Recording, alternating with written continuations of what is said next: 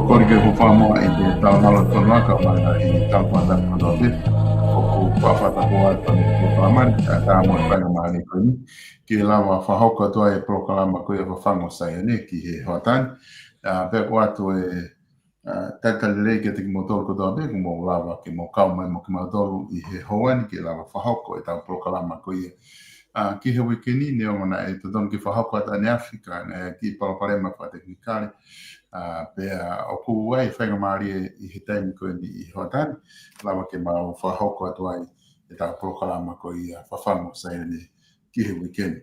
I he taimi tatau peko o whiwhia ke tatai le rei whoki, e whaiwhekau Sariswaka ki Sene Australia, pea pehe whoki ki a Miss Vane Waka ki South Auckland. I New Zealand I kumau uiheni I he hoatani ke whahoko atu e tau prokalama ko I ki he weekend, pea mai whatawange o kuongo le rei atu pe e tau programa ka te moto ki a pina. E whaiwhakau malo e tau mao e ahoni pia malo e nawe lahi pia me Australia na mo whewhea ke moi family whaiwhakau. Solo malo a pito ai mau whainga marie ka ko whawhetai lahi ke o tō mafi o tō ka tamai alo mohono lau marie ko hi ko e ne whakalao na tula kai whakakato e programa nga maheni ko ni. Ko sene I ahoni o ku laa neongo wikai ke taftonga e langi ka o ku laa pe o ku ulo malo he laa pe mawhana o pito ai funga o e whonua o tatau be I he po uri pe mo e aho. Pau te mo wakai fope ke ngahi yongongo whakamitia ai afu au pito whonua ni solo o whatatau ke tunga to tonu eni koe ma unu eni ke au ke tunga to tonu ea o sama koe a Australia. O vela I he aho o toki whakana tata ofi ki he taha pe mo ua hengi. E ke iawa pe teke penga I matapā o e kai tuange koe fie mau haki ea moko pe meitua I he taimpo uri. Pe au koe anga ia tua ea I he whonuan pea o tu moriliu pe neongo ai osmai ai aho mo aho ka o kai ke peke no fo ma ia foi degrees ai ea ka o vilo takai pe ka I he whaka fia ka mau tolu ko ene mau ai ea moko I he taimpo uri. E solo ko e update me he pare ko e tu koe taimini o ku mahino lewa te maua upe ki he tau fo'ou. Te mau toe hoko atu I he tau fo'ou. Ko uhi o katopa eni Novema pia malolo ngahi ngaue. Pia I he ne tu pe he lewa koe mea ku o osmau ki ai update o pare ai pe ia koe na talanoa I he wiku o si pia koe tu koe ki he weekeni o nau I he tawhaaki rewa ko ia ai whakama opo e mauri poti koe ke whahu I he ai sivi ai civil engineer ki he ai kaulanga ke nau ome o whakama opo ki he tari I o moe tari I kai. Pea koe tari I o ki hono toe repair mau o fie maari e peki ai he ko maua o ke step whaosi. Pea ka pau te maua o ki ai koe holoki, koe tāpua ki ia. E omi e he otua. Pea ka pau hei kai ke holoki, ka nau ngawe aki pe, ka hange e whoko whakamatala ui ko osi o wale peki mau tolu ko tautu ai foi mahu I ngā ia I he account kon o e api, o ki pare. Pea kui kai ke mawala ki ai kai tuku ke mau e ngāwe ai kau civil engineer. Ko hono hinga ke lava ke nau confirm mai ka mau tolu koe paanga te tonu ke ngāwe a ke mono pe koe whakafoki ka e hoko atu ai e nau whai tutu uni ki ano holoki kai toi whakafo. Kai ke tau lotu pe ki ai koe ka koe ne whama opa he tau programa he aho ni kua pau pe ke au ia ke tau po o he kuki poto ai kiu ki he kau civil engineer ai e na o fai CV o ngahi api na e uestia I he tāwhea matangi pe moi vela. Pea koe tu ia koe I he taimini solo, pea koe whakamalo atu hono kei whamanatu ai foi whaingata ko ia na to I he lot whare kai oua ku omi hatari to tonu ai o tua ki ai I koe hae whina ngalo o tua.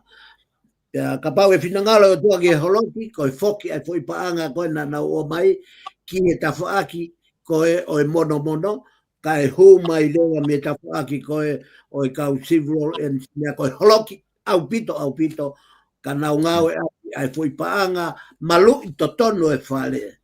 Pea koe ne tu ia he tai mini solo malo kau whapoki atu. Alo pito whaiwhikau ko tui mahina o pito. Ai whatala noa ko ia ma ka follow mai be mai whainga mui he proklama I he tuunga ki ai api. Miss Mani malo tau mao ai watan kia malo ngau me South Auckland. Whewheha ke Miss Mani? Malo pito solo ka ma whaiwhikau e tau whilonga ki he proklama koe ni. Pea koe whiwhia lahi pa mo e whawhitai ki o tua mapi.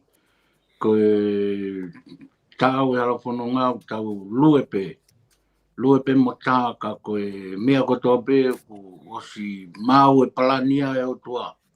Ko ki tau tolu peni o ko kei tuku taime o tua ke whai hono toe hinoi pe ala whanonga nai mea to tonu ke tau whauai ma pamalo ia I tau tui.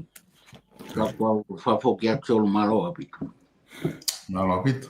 Koe tu foki I he tau proklama e ahoni e whaiwhikau ka ma Miss Mani koe e whehu ina e o mai he ta proklama ko ia whamimui I he wuki ko osi pe ko roto beke o atu e whehu ko ia pe whehu ko ni to taha ko ui mai whia ko lo matang nani hanga o mai I he whehu ko ni he proklama wuki ko osi ke kātaki ka eke atu mua ki whaiwhikau pe koe haha ne lau ki he mao whakaha a fotu.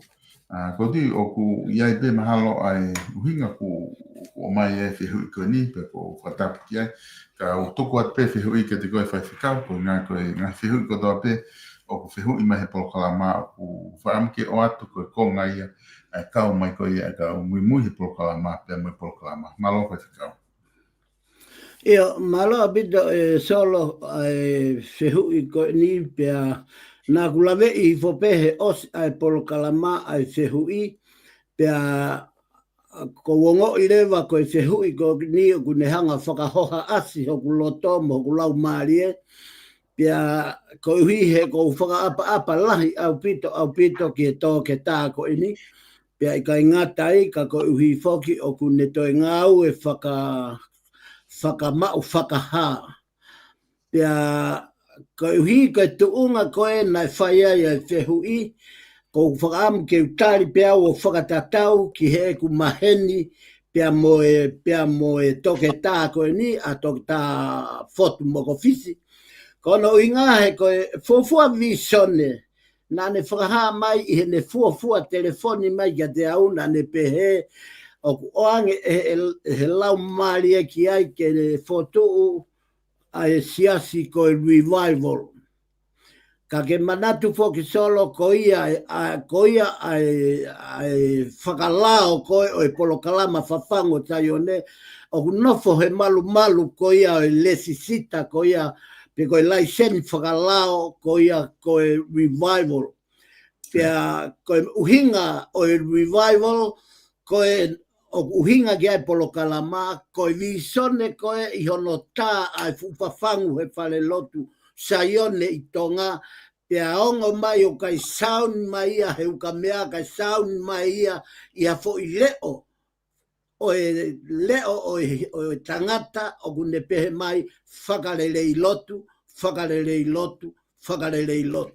Koe mātu o ngā ia, pea nāku o wale au pito I he tā mai ai tōke tā ko e nio no re whakaha mai ka te au o ange he lau maari e ki ai ke fotu e siasi ko revival. Pe nau ka ofi ai tangata. Nau ka ofi tōke tā pe au talangi ai au ate ke toi whakotu ha revival. Ko hono uhi ngā he te tau tōke he kehe e tau whaka uhi ngā e tohi kapu ka kapau ko e mau whakaha ena. Ko e mau whakaha eni. Pea ta whanonga ke ta piki nima whakataha o whanonga whakataha. Lolotonga whare I goia pia utalangi hanga tonu ai pia mea o mai he e kika te au. Toke tā, ko hui ko teknolosia. Ko e ui mo onia o ko teknolosia. Pia ko e uhinga ia o mai ai koe e o tua o whakatautu I he pisipa, he ku osi mau ai teknolosia, o kui ai eretio, o kui ai ngahi mea whakateknolosia, ai nau whakateknolosia o kakato I he pisipa. Pia koho ui ke hau, o tui e su, o hepsipa pia ke ngawe aki, ai tokate rina hepsipa whakateknolosia. Maka tuonga ki he tau tangata mei tonga, mo tau tangata I he ni whanau I muri, ko koe na e ui he lau maaria ke hanga o whai hono whakahoko. Ye ospe whamatala ko ia pia na e alu lewa e tangata ki tonga o whai ene ngahi ako o wholofola ki New Zealand o whetaulaki pia mo he psipa pia ne whai ai ngahi whamatala ko ia pia osko ia pia hau. Ko ne fok mai pe ko ia na e telefon mai ka te au o ne whakaha mai ka te au ai mea ko e ni. O ko whakawhetai lahi ko uhi ko ku alu o mau ai siasi ko uhi ko lau maaria ko na e ui aki au ko senturi ko loi. Ko uhi he na e ui au I he fo I toka te rine na e ui au e senturi ko loi ko kei leka. Tapu pia mo e toke tā. Kai ke, ko whamatala ko ia, nei kai mawhesitua ake ai, o kai ko e kusitua mea toke tā, kai kamata ke whakamamao e toke tā mea te au, ko e kutalatu e ngahi mea totonu koe ke. Te au whanonga atu ke ne foi alu koe o hoko e ne ngahi ako wholofola, o ko wango I au koe foi whakahe lahia. O ku alu ia ke toe tō, ai foi toka te rine ko hono whakafoki ai kakai ko nau mau whakaha, whakafoki e nau tolu ki he o wau whakasiasi. Ta koe taha ia mea nai kai ke uwhie maaria ki ake, kanai kai ke ulea au ka taha, nai ta off he lau maaria ke ulea pe te whakangai. Kai tuku pe ke ma whanonga pe ko hono inga, o au ke taimi na matu ke kehe ai, pia ne loto mamahi toke tā o huki tua I he aho pe ko ia pia moha kakai mi he siasi. O ne tau ai kakai ko ia alo whai ne fotu siasi, o ne whai ne fotu siasi holo o na te taulaki pia mo e whewhine na e mauivi. Solo na kuos whakamatala ki he tapolo kalama ki hono ui iau ko e sewaniti ko e tamayo e ke tau he kuonga whakaosi. Nā whepaki pia mo e tangata mau whakaha ko ino ke wakalahi. Nā whepaki pia mo Vika Willisi. Ai kune whakotua Immanuela. Nā whepaki mo Luciola. Katoa e whukakai koe ni nā osi ui ko toa ki nā tolu e otua. Ko iwi mo e malohi o e tau, hei kai ke tau whai e tau tolu ake whakamerino loi. O ku pau ke te whehanga-hangai mo e kakai, o ku nau pehe ko e kakai mo oni, ko hono hinga kai whakahai he o tua ai mea koe mo oni, pe mo mea koe tai mo oni. Kai kehe, ko e ku whakamaa popo e ku tari kihe, whehui koe ni kua o tuange mai I he polo kalama e whawhango saio ne. O ku mahu, ko e ui koe o e tangata koe ni na e mo oni ia. O ko whakamon kakato na e ui ai tangata koe ni. Kai taimi no pe ku he. Ta koe ne he ai toko taha koe ni makatuunga. Me he kai ke ne mui hono ui ko teknolosia ko hi moe tau tupu kai aluia o whenga ke toi whotu hasiasi. Ta koe ne whotu siasi ko ia o mahino pe ia ko he ai kakai pia ko hono fua ko fua kauloa. Koe fua tae aonga, ta koe fua e ngangana. Kau whafoki a tolo malo apito. Malo apito, whaifakau ko diku mahino apito ai e whakatala noa ko ke whahoko. Miss Mani ko aha konga kuke loto ke tokoni mai ki mo ki ta hoko ado. Se ko whawita ilahi solo ko na toki lawe I fo pia uia e whihui pia na e kai ke wofu au solo. i whehui, he koe mea pena o stala whakavisione pe ia. Pe koe mea koto pe ia o tala he visione ia kao, koe mea ia o kou tuike ai, koe mea ia o kou mui ai. He tuai mai pe wape mai ka kua pao pe ke tau fōu atu pe i e hala pononga kuia. Pea, koe mea koto pe o kulawe kia i whai whikau, o kou whamon ka kato. He nai kai, i to iai ha tā, o tō whepaki, o kui kai ko uhinga ia kwa whakawhepaki e wholwhola. Ko e ku lea i he mea na e ostala visone, whakavisone e o tua ke te au. E ku sio ki he fō a kau o ku tō he whunga maunga. Ka ko e ku sio ki he tumu e fua kau o kai ke ulawa o sio ko au ki ono ngatanga. Kau sio ki he tō taha koe ni, e ne vilo takai he fu misini hangehanga fu katapila, ke whainga ke taaki mo aka fu akau. Kai ke lawa, e tō tahani o taaki fu akau koe ni me poi funga mo unga koe ni. Peko ku sio ko ku mai o ku pehe atu ki ai, Kei kai lava e misini o taaki ena. Koe huafa pe o tua tene lava taaki fua kau koe nā orikita. Koe whoire ena oange ke tamai o iko ni.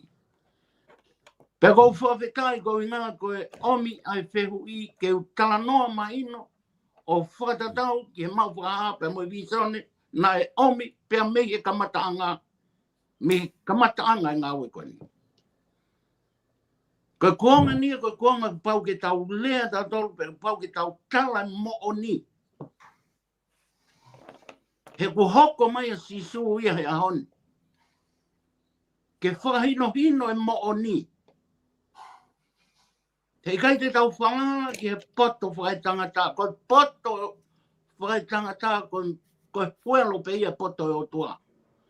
Pe ka pau kuafe, ai toko taha ko ia me moni ai o tua.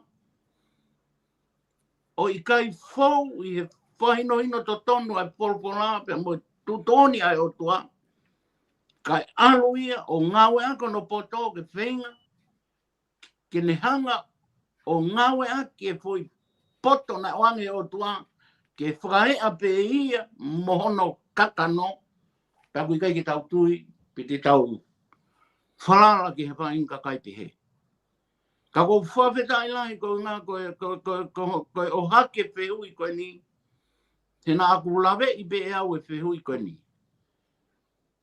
Pea mei he polokalama ko o sipa nā ku ilo i pe. He kaita iaha fui whotoku e whehui koe ni ke o hake. He mahu inga ia. Mahu inga ki tau tala noa maa, tala noa to tonu i he uinga. Ta moe mea kotoa pe tau wau ki ai. Kau whafoki atu solo malo pito. Malo pito, mispane pe kotiu ku mahino whewhikau konga uraki o e polokalamaki no tari koe ngahi whihui o ku lava ke o mai pia me kina tolu na o mui mai i he tau polokalama.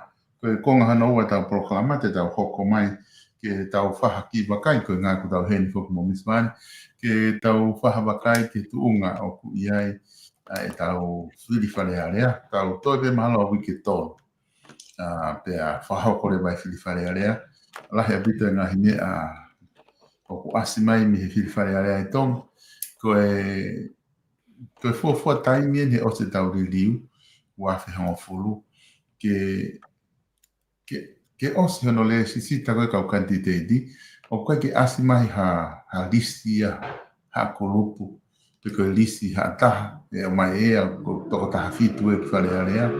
Pe koe whainga lisi e tuko mai, koe lisi ia a hatimu. Koe tuunga koe ni koe kau kantiteiti, o nau le sisita wha foi tui pe, wai pe ni wai umea nau tui tata wai.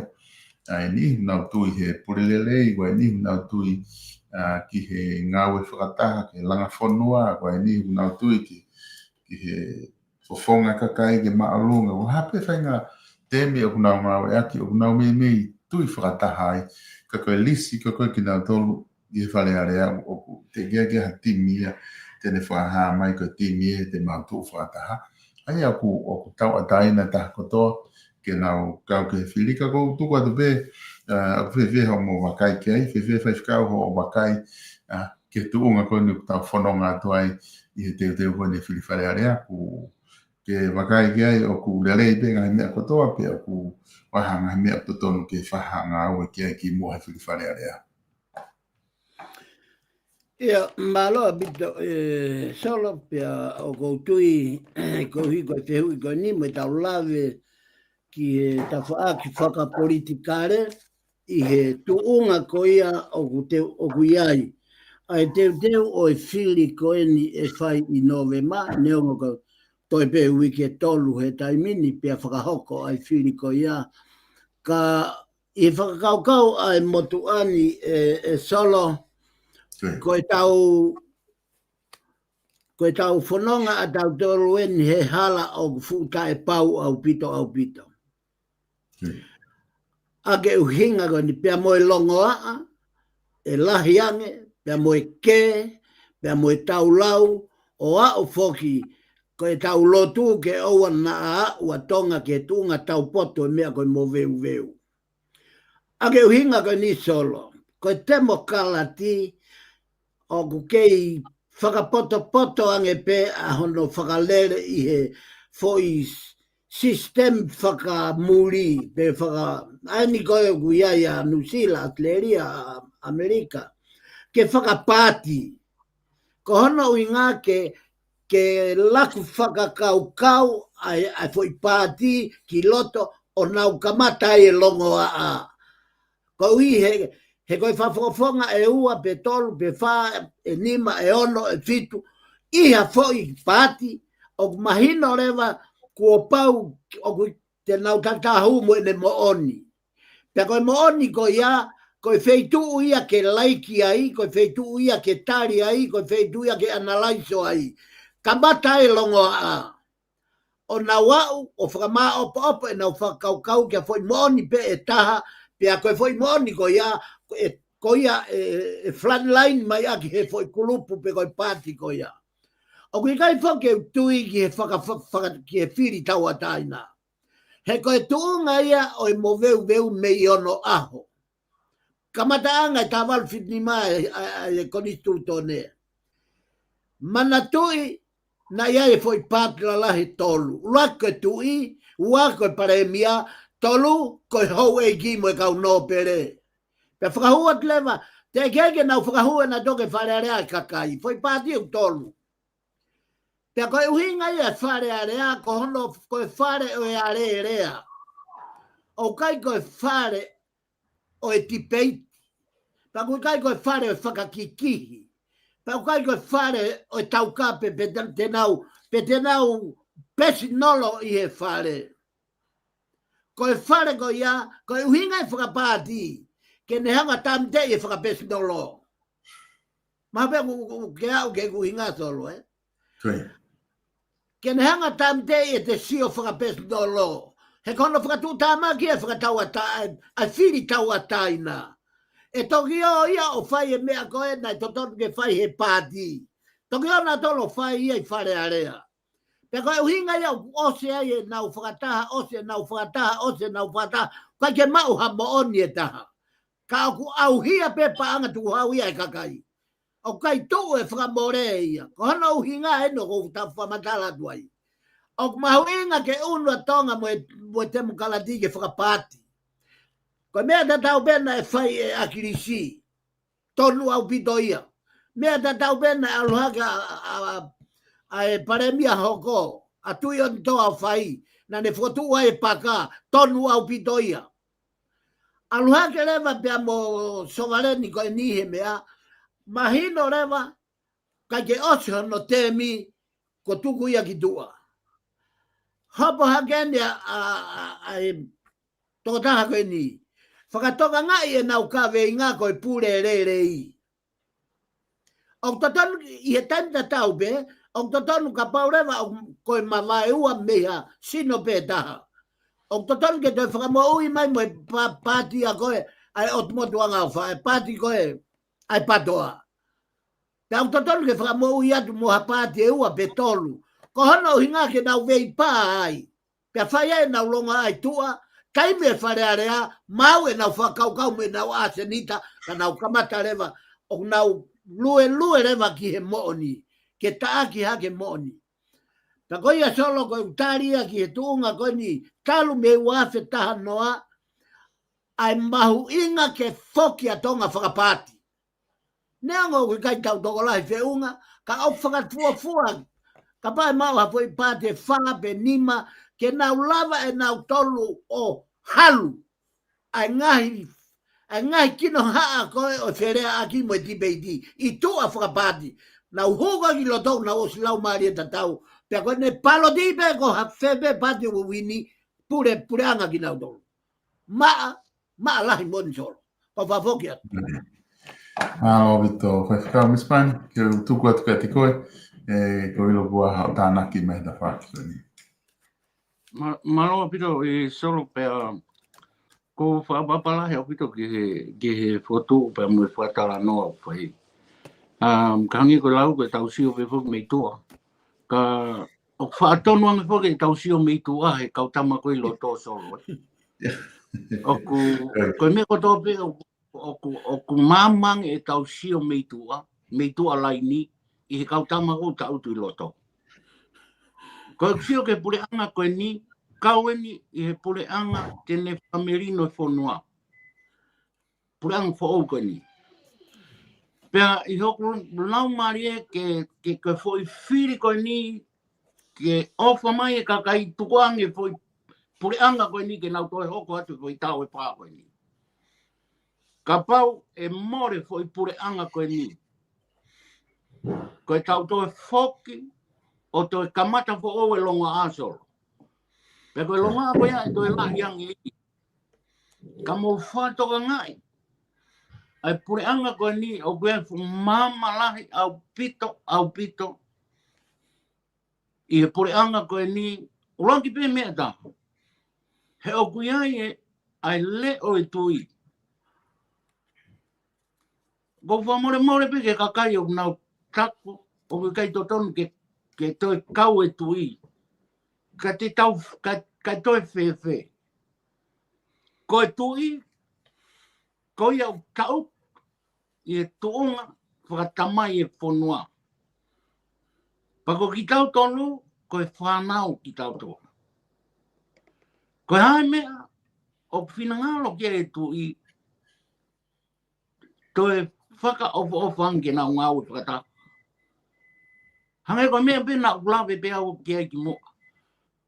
Koe langa ha whanua moa pureanga, langa pe merino. He kai langa whanua aki a longa a. He kai langa ha mea ia aki ha toe mawhai pe ko ha toi poto.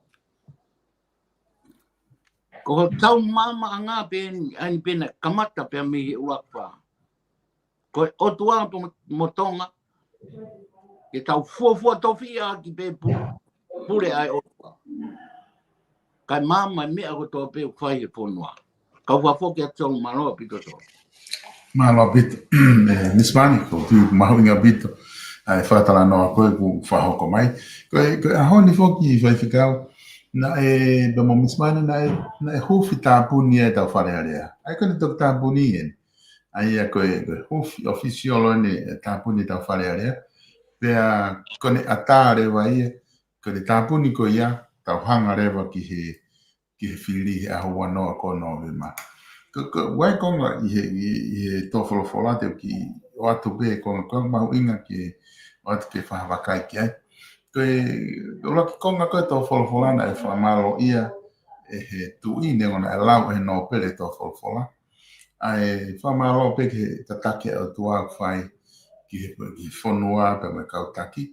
Pe kone hoko pe kei kone whamalo ki kau whafofonga. Whamalo ke pure anga, whamalo ke kau whafofonga no pere, kau whafofonga kakai.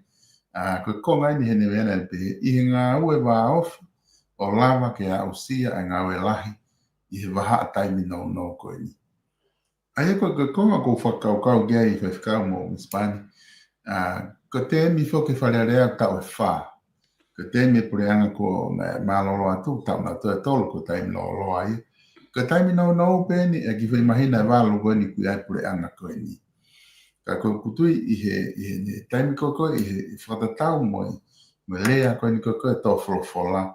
Ne wha malo ia i he lava ke ngau e wa ofi ai pure anga me ka no pele me ka whafonga ka kai whare area ke na ngau e wa ofi ki hono ke a usia ai ngau e lahi i ki waha taimi no.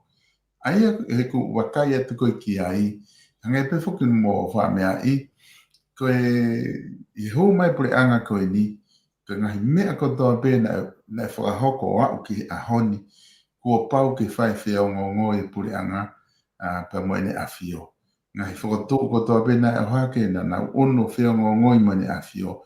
Aku haa mai konga koe ni hea ngai kua kai atu ki ai. Oku iai ai whia lahi. Oku ai ai mokoi kia ne a whio o ne whamalo ia ki ngau e taimi no koe ni. Ka kulava ke whai na ngau e whakataha.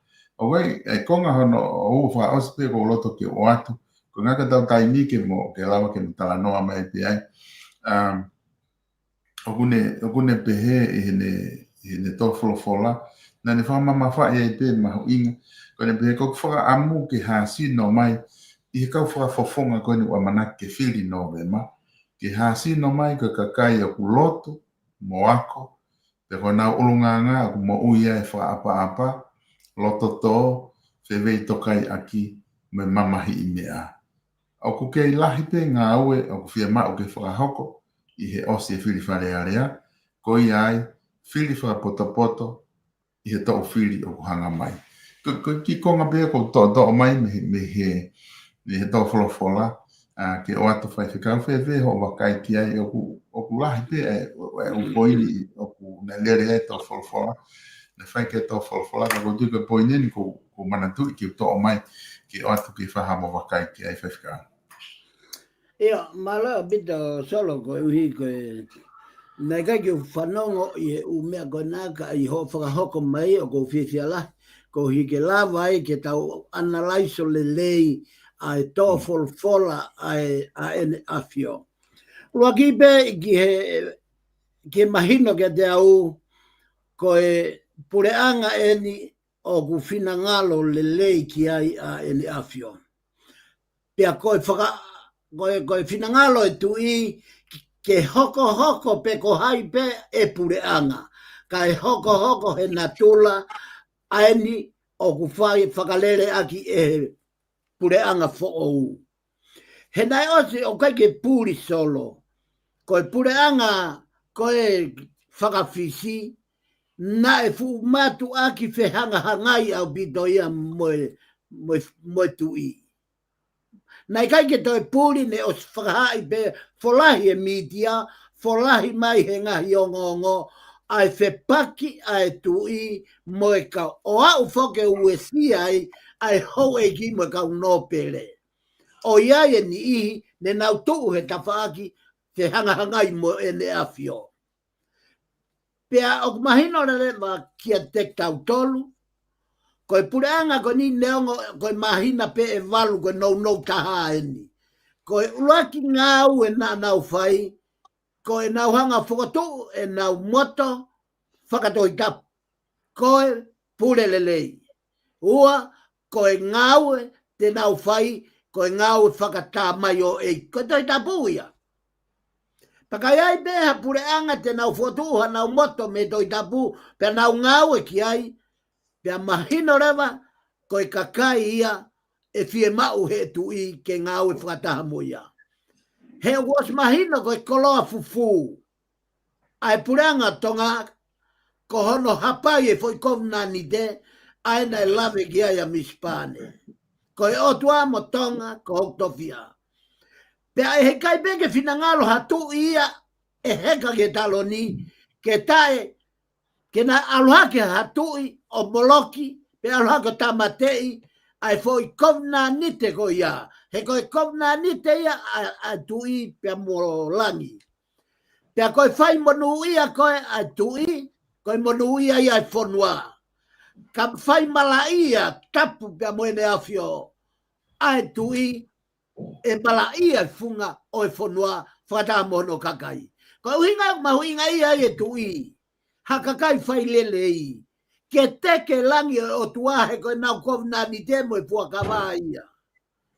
Ka pate ke whakatoka ngai. Pia hange pe koe pureanga koe ni mo e mea na lave ki ai a mispane. Ko tau mafuko doa ia. Kia pureanga, tene hanga whakakakato ngai visone ko ia.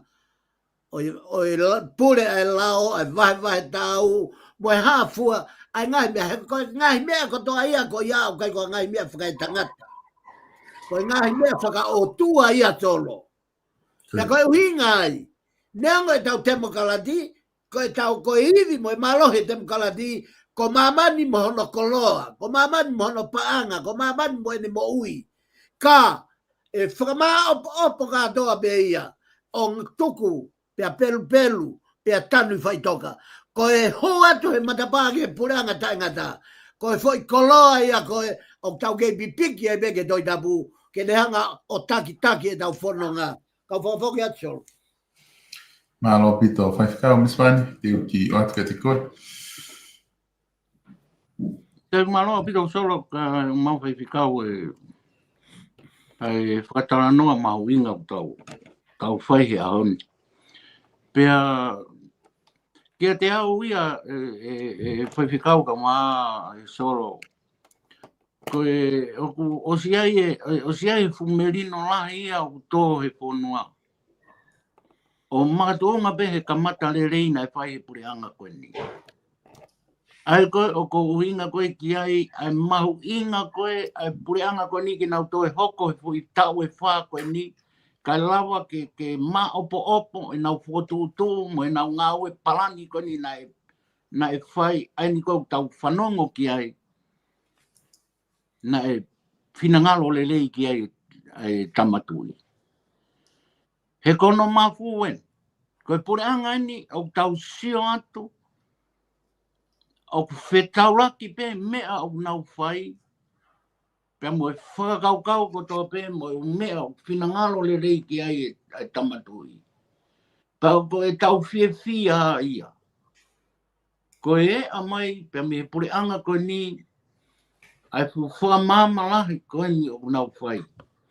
O kou i kai keu whaawi maari he taimini, i he tūnga he taimini, ai toe mawahe koe ni a whanki, ai patoa, mawahe, ai paka. Koe whoi pureanga ni, nai tō tonu ke nau whakama opo ki ai. Ka pau nai whakama opo mai, whoi pureanga koe ni, o tū whakata mo i kautama koe ni. He kai ke toi ia ha longoa ai. Ka koe toi uhinga longoa koe ni, koe nau toi mawahe. Malo na ku tataka pe o nau loto e pureanga koe ni. Koe mea uhinga ia koe toi asi mai e whanki liko koe ni he kautama koe ni. Ka koe ai poulahi me he polo kalama koe ni. Ki he pureanga koe ni e whotu upe pureanga koe ni ki nau toi hoko atu hui tau e whaa koe ni. Kai lawa ke tau sio mata e foi ngā ue mo e whotu koe ni o nau whai koe ni ke kaha o e hoko atu. Kau whafoki a tolo maloa pito. Malo pito, whaifkau mo mispani, ko tui umahino ai whatalanoa koe ni tau whai. Ko e konga hano tolo tau prokalama, koe ngā ka tau taimi. Ko e kawinga whoke ahoni, ko e tali, e o tua ki a siope i ene whehui. Ko o tuku atu whaifkau ki a te koe ki whakakato mai e tau prokalama he konga hano tolo.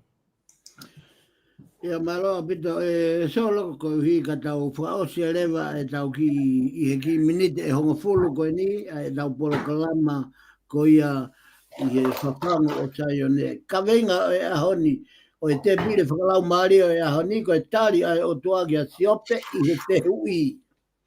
Ai au tō ia me vesi te fito e whaia e tala noa o e te pire pia mea siope vai tolu walu vesi waa. Ai au pēo no whakarea, ko hai tū, hena o ku ai ke whaka uri lātai, ai tū uni, aki ene ngahi lea ta e poto. Hange ko ia ko e konga honoua na tau whanonga mai ai e tau polokalama he ahoni. Pea mahino rewa ai fu mo veu koe ku hoko he pule anga. Moe longoa a koe, moe tipeiti, pea moe ngahi laku, moe ngahi analyse o mwhaka uhinga koe whai he ae i he whare area, pea moe whonua, moe lao i tonga. Koe uhinga ia a siope vahe tolu walu vesi wa. Ko hai tu hena oku ai ke ha whaka uri la tai ai tu oni aki ene ngahi lea tai poto. Ko ki minute o ngafulu ko ni ko whakampe ke tau ki to o wawe be hanga he konga be o hio whakata tau ke tau taimi. Ai au be ko hinga lea sio pe ko mamahi. Pe ko e palo parema. Kau eni he hingoa o kui kai ke tau wha manako ki ai. O kai ko e hingoa eni o kuongo ifo ke te tau tolu. Ai hingoa sio pe o ka pau ko e hinga ia sio pe ko e mamahi. Pe ko e palo palema o e mamahi. Ko e hinga ia e fuirea sio pe. Ko ne hau bea me he kolo kousa. O mahino na fatu bea e tohia e sio pe. Lolo tonga o ku kei mo ui bea sio pe. Ko e tohia sio pe o ne pehe ko sio pe beia na ne fatu. Ka utoia i whaki mo ngahi uhinga kehe o pehe e kakai ko ulaia, ko ilaiu, ta pehe e ni ko e fatu e Mosese. Kai kehe, o kai ko e poinia, ko e poini, ko e tohi a siope i e uhinga o e mamahi. Ko e tohi ko e ni, na hiki ia i he tau wafe ki e taha walu ni manoa ka maape ko e uhinga ki mua i he aloi o sisu kalaisi. I e toi a siope o ku ne whakahai ai, ha ne lave ki o whakahai e toi a siope o i kai ke ne lavei ha mea e taha whekawaki mo ngahi whau tohi o i tohi tapu. O hange koe ni, koe nofo papilone e kau hebelu. Koe nofo ispite ai kau hebelu. Koe taha, koe nau whanonga he tau e whaango fulu he toa wha. Ki kenani. Koe taha, te lavei e siope ai tohi lao a Mosese. Hala ata. Kai ke ai ha lave a siope ke ngahi mo ni mea koe ka kano ia pe koe uho ia toi tapu. Kono whamoni ni kia te tau tolu, he na e whatu e tohi a siope ki mua. Pea toki hoko mai kotoa ai ngahi mea ko ia ki mui.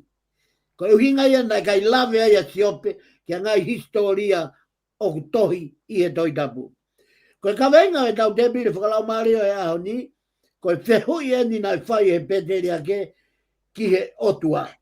Whehui e nai whai siope ki he otua. Pea koe whehui lahi e ni, he oku i kai ke ngata pe ai mahuinga o e whehui e siope, ka oku au mai ai whekau pe koe whehui koe ni, ke oange hatari a mamani, o kau ai koe mo au.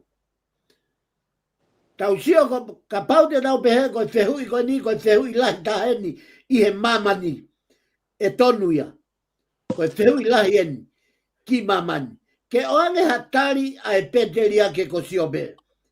Te kai ngata me ia siope, ka o pau ke ia o taria au, mo taria aku, mo mamani katoa, ki e whehui koe ni, kua omi e he otua. Koe kaweinga e tau te, koe tau kamata bebe mea siope, koe haa e otua kia siope. Tau kamata anga e ni, koe haa e otua kia siope. He ahoni, koe tari mei he loto taufa, pe ko hono toi ai e taha ke merino ange.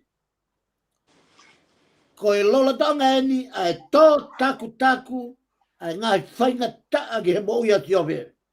I hono whare ia, e hono kau ngā mea, e hono kau ngā mea ofi taha, koe kotoa o ngā whare i ko ia, na e hange ia hafu tu oni matangi. o kune vilohi, ai whakakaukau a siope. Pea mo ene tui, kau ki ene taui mā on ki e otua. Sia ke tuunga whakatu tā maki, o hakau whare I hala. Koe taimi koe o ku hala I e whare I, mana tui, koe whare I, ko hatoko taha, o ku ne oange ha pou, pe ku ne oange ha whakahino, pe ku ne oange ha whaunga, ke lava, ke whanonga I e toko taha mamahi. Pe koe tōnga whakatū tā maki lahi taha ia, na e au ki aia siope, ko ene mamata ki a futuoni mahange, ene hohaa honoloto, ha futuoni matangi kune hanga vilohi ene whakaukau, o lava I ke more, a hono tabuagi, ka ne au sia ai mamahi, moe mamahi, I hono loto mono lau marie, o ue sia ai mono sino mo ene mo iko toa. Koe taimi koe na e tō tako e futuoni matango ni. Nai kai kamata e whakaau hami hene whanau e toka honga fulu. Fit tangata tolu whiwhine. Toi vila mai e futuani matango ni o ho mai he kau whare I. I he kau whare I kotoa e toka ono koe a siope. Pea I kai ngatai, kato e tō mo e fu ahio hio ko hi mo e fu taufa. I hono loto whare koe whare I hala hono waifi. O ngoi e siope, more mahuinga e moui. Ki e siope, me ko hai beo to e whai ha wharei, mo ha fie poto ki ai.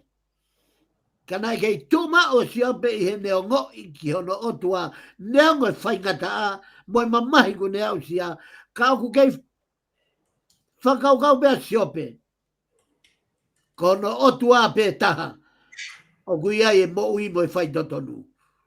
Kai kehe, ko rea hanga tonu eni nai whai e otua, o kaukia I la iu.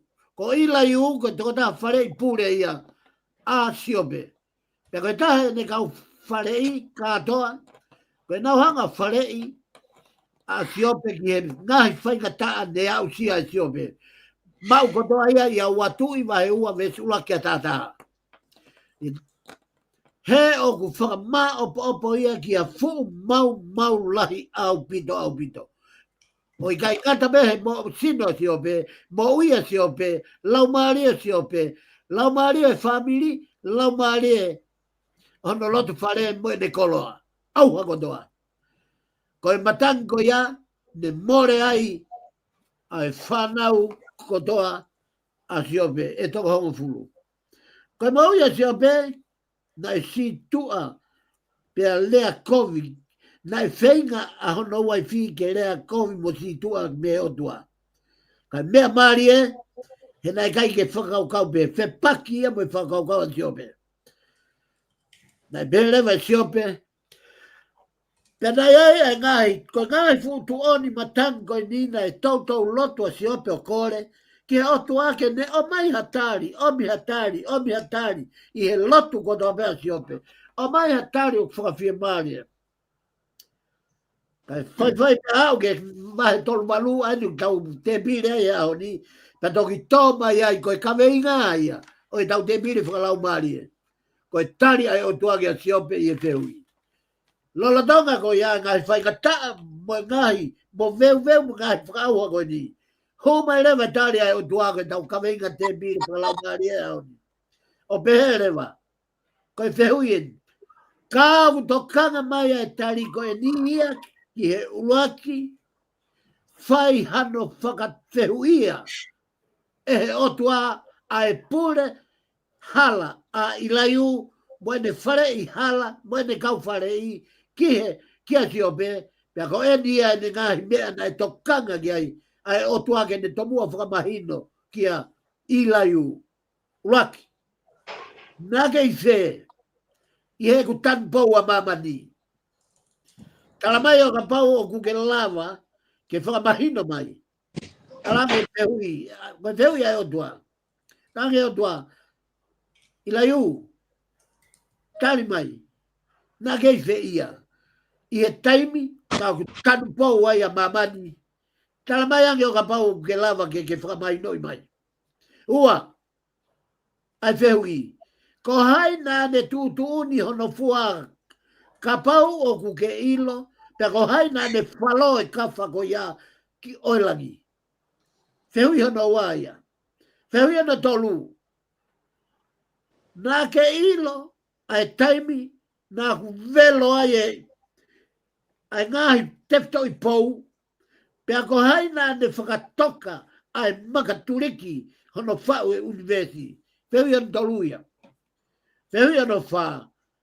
Whe taimi na hiwa whakatahai ai whetu o pongpongi pea moe kakai moe manbuna. Taimi o whawhetai manbuna koe taimi ke hiwa ai asaione, pea moe taimi ko haina ne tūtōni e taimi ko ia. Mai kakai ke nau whakawhetai, mai ka manupuna ke nau whakalangilangi ai otua, ma ai maka kua whakatoka e otua i e whonua. Katoa ane ngai whehui nei tuange mai e otua i laiu whaingaha o tari. Kai malama e i laiu kono whakamahino ia kainga o te pire whakalau maria e ahoni nea ku ose tau taimika ko whaamu ke tau ngata he. O ngata i e whehu e whaa ki he poto e tangata he mama koini. Tala mai ange, ko to hai ha poto he mama koini. Tala mai ange, pe ko hai na ne whalo, ko hai na ne fua o langi, ko hai na ne tō e pou e universi, ko hai na ne whakatoka e maka turiki o e universi. Ka pau e mahino ia he whahinga e tangata. E mahino ke tangata ho nau ngata anga. E mahino ke tangata e nau waiwai. E mahino ke tangata e nau whakangata-ngata. Tā koe tangata koe efupe. Pea tā koe tangata e osi pea auha ai tangata. Ka e koe tū o lau i koanga ai o tua sādai koe o tua siope. Whamā opo o e talanoa o e mamahi ko sisu kalaisia i e kolosi. Tānei nei ke hau o sisu kalaisi. O fua fia maria e mamahi e kolosi. He nāne lame i pia finangalo a sisu kalaisi ko e uho ia o e moui i he puranga hewani. Ko e pau ke tau kate kina e whaingata pe tau fua e mamahi pe tau fia maria. Lama vai nima ves tol mo wha. Pe ai kai koia, pe ka ke tau viki foki i he tau ngahi mamahi. He tau ilo o kutupu pe me mamahi ai kātaki. Pe mei he kātaki ai lamai o e ahi. Pe mei he lamai o e ahi ai whakatua merie. Tolo, koe kaweinga ia, o te pire whakalau maari e ahoni, ko hono tari mai e ho tua, ai ngai whehu i e whaake whahinga e tangata. Ko haina ne totoni ke fua, pia ke fua ai langi, pia whalo e kawha ko ia, ua, o velo e ngahi pou, ki e tefto i pou, ko hai nane whakatoka e turiki, maka turiki o e universi. Ko hai o pure ke taimi, ki e whawhetai e kau angelo, whawhetai e manpuna, whawhetai e tangata, pia nau hirio, e nau heka, he mafi o tua koe makaturikia o e langa. Ko e ui a matonga, ka tau ka whiri whakapoto, whiri a e tokotaha, o kune ilo a e loloto o e otua, ko e hui, ke ne hanga o tauafo e moui a e whonua, ke whakahau whi whonua montou tangata.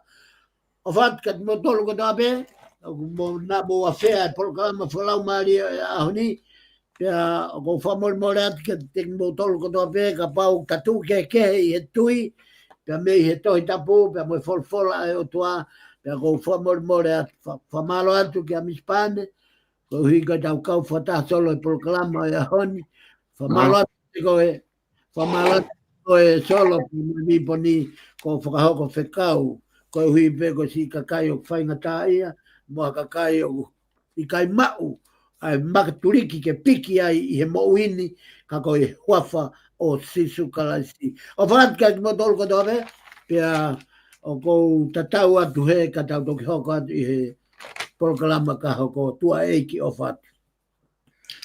Ka malo atu whaikikau he lava ko i proklama. Whawhamsa ene ki he honi, ka malo atu mispani hokau mai ki he tau proklama. Ka malo atu ka tingo tolu ka inga, lama ke mo ke mui mui me he tau proklama.